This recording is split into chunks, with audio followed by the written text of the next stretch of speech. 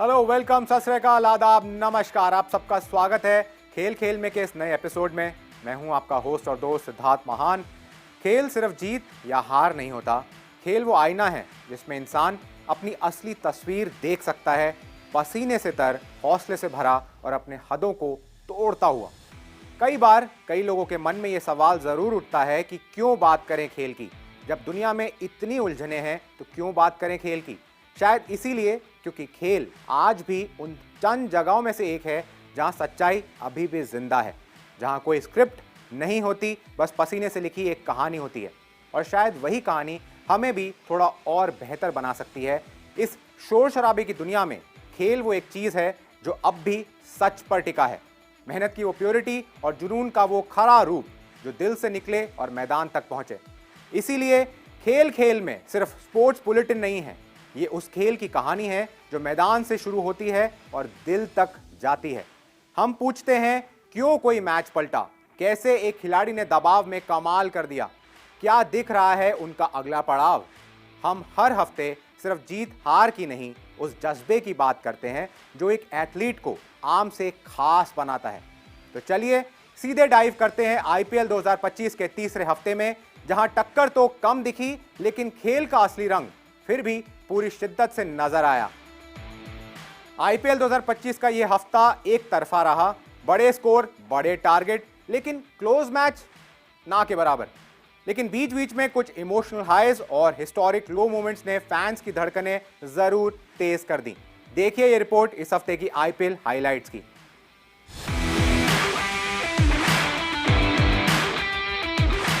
इस हफ्ते आईपीएल में सनराइजर्स हैदराबाद को गुजरात टाइटंस ने आसानी से हरा दिया और वहीं कोलकाता नाइट राइडर्स को लखनऊ सुपर जायंट्स ने रोमांचक मुकाबले में 4 रन से हराकर अंक तालिका में और नीचे धकेल दिया।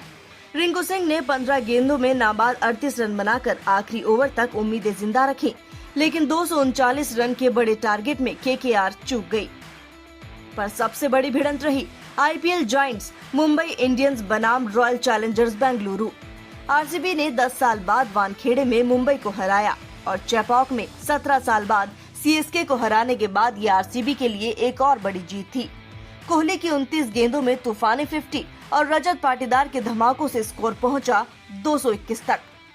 मुंबई इंडियंस ने वापसी तो की।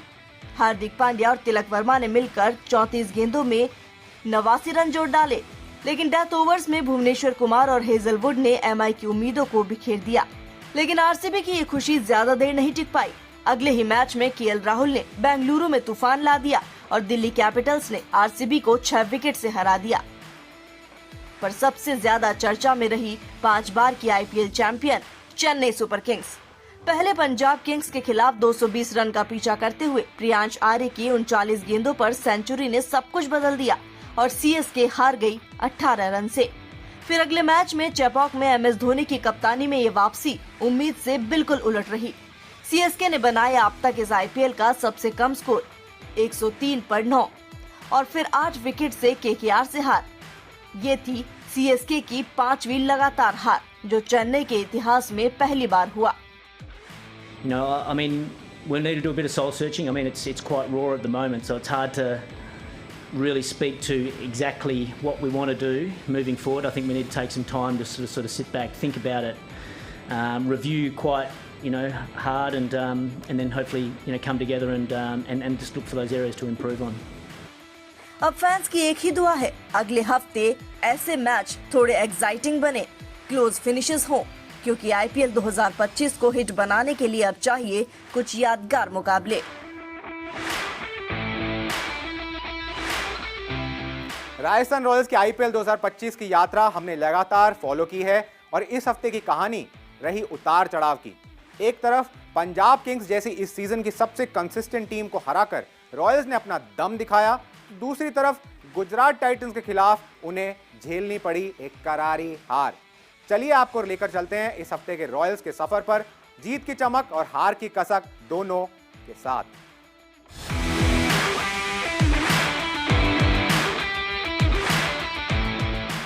राजस्थान रॉयल्स ने पिछले हफ्ते पंजाब किंग्स के खिलाफ धमाकेदार जीत दर्ज की।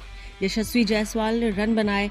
आर्चर ने वही रफ्तार और रिदम दिखाई जो चेन्नई के खिलाफ वापस आई थी और स्पिन जुड़वा। तीक्ष्णा और हसरंगा आखिरकार रंग में आते दिखे। पहली बार मुलनपुर में किसी टीम ने 200 से ज्यादा रन बनाए और चेज करते हुए पंजाब किंग्स सिर्फ 50 रन से मैच हार गई। निहाल वधेरा और ग्लेन मैक्सवेल की साझेदारी ने थोड़ी उम्मीद जगाई थी, लेकिन तीक्ष्णा और हसरंगा ने उस चिंगारी को भी बुझा दिया। लेकिन अगला मैच रहा एकदम उल्टा। अहमदाबाद में गुजरात टाइटंस ने रॉयल्स को बुरी तरह पिछाड़ दिया। साई सुदर्शन ने 82 रनों की शानदार पारी खेली और जीटी ने खड़ा किया 217 रन का स्कोर। प्रसिद्ध कृष्ण और सिराज ने फिर कहर ढाया और पूरी रॉयल्स टीम 19.2 ओवर में सिमट गई, सिर्फ 59 रन पर। राजस्थान की बॉलिंग में सबसे बड़ा सरदर्द यही है कि जोफ्रा आर्चर के अलावा कोई और कंसिस्टेंटली परफॉर्म नहीं कर रहा।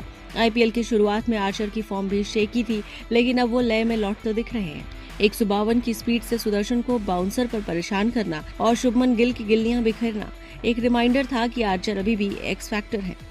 I think T20 is a format where sometimes the execution doesn't go the way you want it to. I think they were obviously had plans, but unfortunately the execution didn't happen the way they wanted. So yeah, we are going to bowl some wides, but overall I think the bowling unit definitely did their best on a track which was full of runs. अब बारी है जयपुर की, जहां Royals इस season का पहला match अपने home ground पर खेलने जा रहे हैं आरसीबी के खिलाफ। आरआर के प्लेयर्स के अलावा विराट कोहली की एक झलक पाने के लिए भी टिकट काउंटर पर फैंस की लंबी लंबी कतारें लगी। कई तो रात भर लाइन में खड़े रहे। 40 डिग्री की गर्मी भी उन्हें रोक नहीं पाई। स्टूडेंट डिस्काउंट वाले 500 रुपए के टिकट ने तो जैसे युवाओं की भीड़ ही उमड़ा दी। देखना होगा कि मैदान में रॉयल्स वैसा ही जोश दिखा पाते हैं या नहीं। कल रॉयल्स अपने होम ग्राउंड जयपुर में आरसीबी से भिड़ेंगे और गुलाबी नगरी में जो माहौल बन रहा है उससे इतना तो तय है कि खेल सिर्फ मैदान पर नहीं, दिलों में भी होगा। आईपीएल के इस हफ्ते का खेल सिर्फ चौको छक्कों का तमाशा नहीं था, बल्कि दो ऐसी शानदार पारियों ने दिल जीत लिया। एक नए सितारे ने आसमान छू लिया तो दूसरे ने याद दिला दिया कि क्लास कभी रिटायर नहीं होती।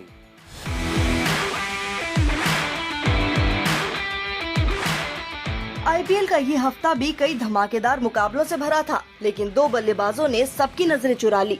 एक ऐसा नाम जिसे अब तक कोई ठीक से जानता भी नहीं था, और दूसरा वो चेहरा जो सालों से भारतीय क्रिकेट की शान रहा है। चंडीगढ़ में जैसे ही पंजाब किंग्स की पारी बिखरती दिखी, मैदान पर आया तूफान। नाम था प्रियांश आर्य। 4 मैचों में बस 150 और फिर आया धमाका, महज 39 गेंदों में शतक। चेन्नई सुपर किंग्स के गेंदबाजों की गेंदें आसमान में उड़ती रहीं, 7 चौके और 9 छक्के, और हर शॉट के साथ एक नई उम्मीद का जन्म। ये वही प्रियांश है जिन्होंने सैयद मुश्ताक अली ट्रॉफी में 176 के स्ट्राइक रेट से रन बनाए थे, और अब आईपीएल में भी साबित कर दिया कि वो सिर्फ भविष्य नहीं, वो आज है। 3.8 करोड़ रुपए में जो खिलाड़ी खरीदा गया, अब वो एक बेशकीमती हीरा लगने लगा है। ऑब्वियसली बहुत अच्छा महसूस कर रहा हूँ कि इन लेजेंड्स के बीच में मेरा भी नाम आ रहा है, तो top of the world feeling है अभी, तो उतना अपना पॉजिटिव रहने की कोशिश कर रहा हूँ। लेकिन जैसे ही प्रियांश की पारी थमी, हफ्ते की दूसरी कहानी ने रफ्तार पकड़ी, और ये कहानी थी केएल राहुल की, एक सुलझे हुए योद्धा की। दिल्ली कैपिटल्स मुश्किल में थी, 58 पर 4, और सामने था आरसीबी का खूंखार बॉलिंग अटैक। लेकिन राहुल ने घबराहट को दरकिनार किया और दिखाया वो पुराना क्लासिक राहुल जो हर स्ट्रोक में ग्रेस और हर फैसले में समझदारी रखता है। 93 रन, 53 गेंदे, 7 चौके और 6 छक्के, और सबसे बड़ा शॉट हेजलवुड के एक ओवर में 22 रन, जिसने मैच का पासा ही पलट दिया। जब जीत तय हुई, राहुल ने बल्ला जमीन पर रखा, छाती पर हाथ मारा और कहा, this is my yard. Rahul की ये इनिंग्स सिर्फ एक मैच विनिंग पारी नहीं थी, ये एक स्टेटमेंट थी कि अगर पिच समझनी है, गेम को पढ़ना है और सही समय पर हमला बोलना है, तो वो नाम आज भी राहुल ही है। राहुल और प्रियांश, 2 खिलाड़ी, 2 अंदाज, लेकिन दोनों ने दिखा दिया आईपीएल सिर्फ एक लीग नहीं, ये वो रंगमंच है जहां हर हफ्ते हीरो बदलते हैं और कहानियां अमर हो जाती हैं। धैर्य और निशानी की नफासत, ये जब एक साथ चलते हैं तो नाम होता है इंडियन शूटिंग का। अर्जेंटीना में हुए आईएसएसएफ वर्ल्ड कप के पहले चरण में हमारे निशानेबाजों ने एक बार फिर साबित किया कि भारत अब सिर्फ क्रिकेट नहीं, शूटिंग का भी पावर हाउस बन रहा है। देखिए ये अगली रिपोर्ट।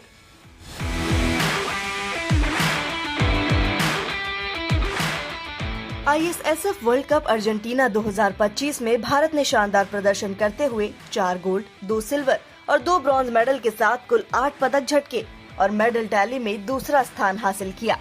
आखिरी इवेंट में मिक्स्ड ट्रैप टीम के फाइनल में बस एक कदम दूर रह गए लक्ष्य श्योराण और नीरू। दोनों ने मिलकर 142 का स्कोर किया, पर एक अंक से मेडल राउंड से बाहर हो गए। दूसरी ओर प्रगति दुबे और पृथ्वीराज ने 136 अंक के साथ 13वां स्थान हासिल किया। पुरुषों की ट्रैप स्पर्धा में जोरावर सिंह संधू के साथ 5 खिलाड़ियों के शूट ऑफ में पहुंचे, लेकिन अमेरिका से हारकर फाइनल से चूक गए। महिलाओं की ट्रैप में नीरू 115 अंक के साथ टॉप भारतीय रहीं, जबकि प्रगति और भावना 17वें और 26वें स्थान पर जगह बना पाई। पिस्टल इवेंट में ओलंपिक स्टार मनु भाकर एक बार फिर राष्ट्रीय रंगों में दिखी और मिक्स्ड टीम इवेंट में फाइनल तक पहुंची, लेकिन व्यक्तिगत इवेंट्स में इस बार मेडल नहीं ला सकी। महिलाओं के 25 मीटर पिस्टल में वो 574 के रन के साथ 11वें स्थान पर रही। अब भारतीय शूटिंग दल रवाना हो चुका है और पेरू के लीमा के लिए, जहां 15 अप्रैल से अगला चरण शुरू होगा। भारतीय बैडमिंटन की बात करें तो ओलंपिक की निराशा के बाद एशिया चैंपियनशिप में भी नहीं मिली राहत। भारत की बैडमिंटन उम्मीदों को एक और झटका लगा है और ये संकेत अच्छे नहीं हैं।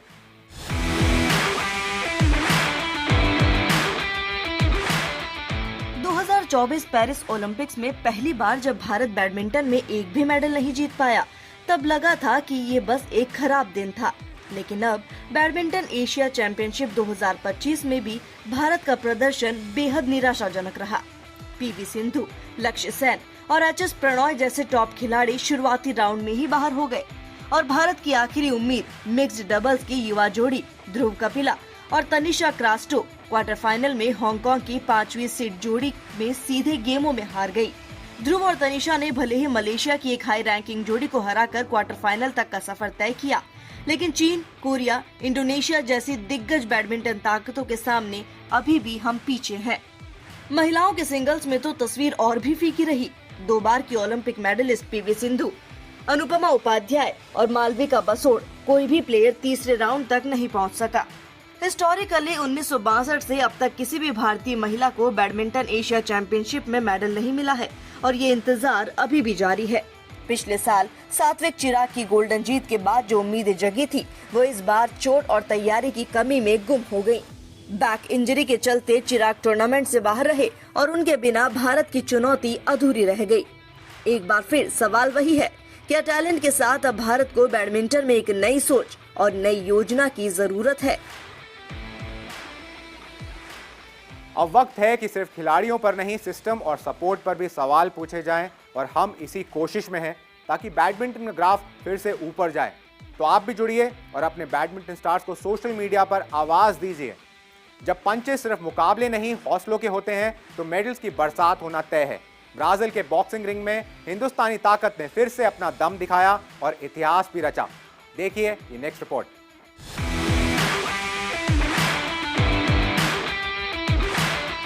World boxing champion cup Brazil 2025 में भारत ने कुल 6 मेडल्स अपने नाम किए, जिसमें 1 गोल्ड, 1 सिल्वर और 4 ब्रॉन्ज शामिल हैं।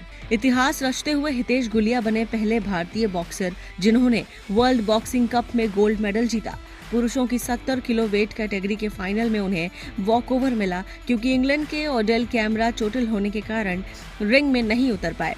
65 किलो कैटेगरी में अविनाश जम्वाल ने भी शानदार प्रदर्शन किया, लेकिन फाइनल में ब्राजील के लोकल फेवरेट यूरी रीस से हारकर सिल्वर मेडल से संतोष करना पड़ा। सेमीफाइनल में हारने के बावजूद जदुमणि सिंह मंडेगबाम, मनीष राठौड़, सचिन और विशाल ने ब्रॉन्ज मेडल अपने नाम किए। ओलंपिक फाइनल के मुताबिक दोनों सेमीफाइनलिस्ट को ब्रॉन्ज दिए गए। इस कंपटीशन में 130 से ज्यादा बॉक्सर्स, जिनमें ओलंपियंस भी शामिल थे, उन्होंने हिस्सा लिया और साथ ही इसमें 19 देशों की भागीदारी भी रही। भारत ने इस बार सिर्फ पुरुष कैटेगरी में भाग लिया क्योंकि महिला बॉक्सर्स उस दौरान सीनियर नेशनल्स में व्यस्त थी। ये वर्ल्ड बॉक्सिंग कप सीजन का पहला पड़ाव था। अगला मुकाबला कजाकिस्तान में जून-जुलाई में और फिर भारत में नवंबर में होना है। हर टूर्नामेंट में रैंकिंग पॉइंट्स दांव पर होंगे। और सीजन के टॉप बॉक्सर्स को मिलेगा वर्ल्ड बॉक्सिंग कप फाइनल्स का टिकट। तो एक और जहां हमारे बॉक्सर्स रिंग में पसीना बहा रहे हैं, वहीं अब जरूरत है कि देश भी उनके साथ खड़ा हो। मीडिया, फैंस और हम सब मिलकर उन्हें वो सपोर्ट दें जिसकी उन्हें वाकई जरूरत है।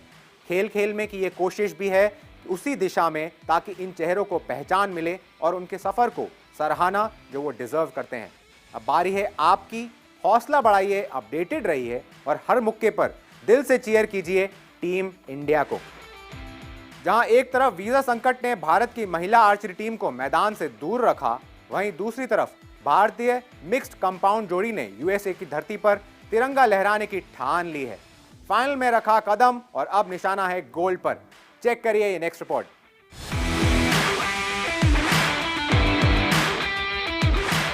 केंद्रीय फ्लोरिडा में चल रहे आर्चरी वर्ल्ड कप स्टेज 1 में भारत की मिक्स्ड कंपाउंड आर्चरी टीम ने सेमीफाइनल में स्लोवेनिया को 159-155 से हराकर फाइनल में जगह बना ली है। ज्योति सुरेखा वेन्नम और ऋषभ यादव की जोड़ी ने 4 में से 3 राउंड में परफेक्ट स्कोर लगाकर स्लोवेनिया की जोड़ी टोजा एलिसन और टिम जेफ्सनिक को पीछे छोड़ दिया। अब भारत का मुकाबला शनिवार को गोल्ड मेडल के लिए होगा चीनी ताइपे से। इस जीत की खास बात यह है कि अब कंपाउंड आर्चरी अगले एलए ओलंपिक्स 2028 का हिस्सा बन चुका है और ऐसे में भारत की ये जीत बड़ी उम्मीदें लेकर आई है। बुधवार को वीजा देरी के चलते महिला टीम को टूर्नामेंट मिस करना पड़ा, जो एक बड़ा झटका था, लेकिन इस मिक्स्ड टीम की परफॉर्मेंस से उस निराशा पर कुछ मरहम जरूर लगा है। इससे पहले पुरुषों की कंपाउंड टीम, जिनमें ऋषभ के साथ अभिषेक वर्मा और ओजस देवताले शामिल थे, ब्रॉन्ज मेडल जीता था और गुरुवार को धीरज बोमदेवरा, जो वीजा इश्यूज के चलते प्रतियोगिता से ठीक पहले ही अमेरिका पहुंचे, उन्होंने पुरुष रिकर्व टीम को फाइनल में पहुंचा दिया, स्पेन को 6-2 से हराकर। अब उम्मीदें तेज है और निशाना सिर्फ एक, गोल्ड मेडल। तो ये थी इस हफ्ते की टॉप स्पोर्ट्स स्टोरीज। हमारे digital segment sports time machine से भी जुड़िए हर शाम, जिसमें आपको मिलेगी सिर्फ 1 मिनट में बहुत ही इंटरेस्टिंग स्पोर्ट्स कहानियां। हम फिर मिलेंगे अगले हफ्ते। टिल देन कीप वॉचिंग खेल खेल में विद सिद्धार्थ महान।